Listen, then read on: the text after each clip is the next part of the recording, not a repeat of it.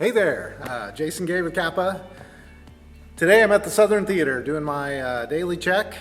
We're in quarantine, stay-at-home mode, so we haven't been opening our theaters. So every once in a while, we'll walk through the building, make sure that it looks okay, make sure there are no leaks, no animals have gotten in the building, all the doors have stayed locked. So why don't you walk around with me today? We'll take a look.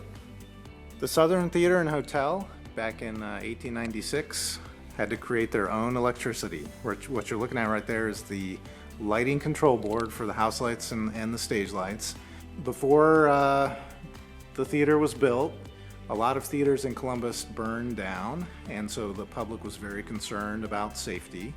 Having an electric light as opposed to gas light was a big safety improvement. So when the public walked into what was billed as the fireproof hotel and theater, and they didn't see a wooden structure, all the wood is hidden behind plaster, they saw electric light and not gas light, they felt a lot better. The theater and hotel had to generate their own electricity because Columbus didn't have an electric company until 1899. And we'll go up another original backstage staircase. Here's a cool shot of the fly system and the grid. Okay, so originally in 1896, this was a wooden grid. When you would step down on the grid, it was accessible, you could walk on it. The wood would give. I got to come up here one time and it's very disconcerting to feel the grid give under the weight of your feet. Now it's all steel construction, modern construction. So the old stage loft roof was lifted up and raised 6 feet, and then we put a new roof and grid system in. So the Southern Theater has a pretty good sized stage for the time period. 30 feet wide at the proscenium, 40 feet deep. Most vaudeville stages are only about 20 feet deep. So this was a pretty good sized stage for its time. Claim to fame for the Southern was a fully mounted production of Ben-Hur right here on the stage with 2 teams of horses and chariots racing on the stage on treadmills.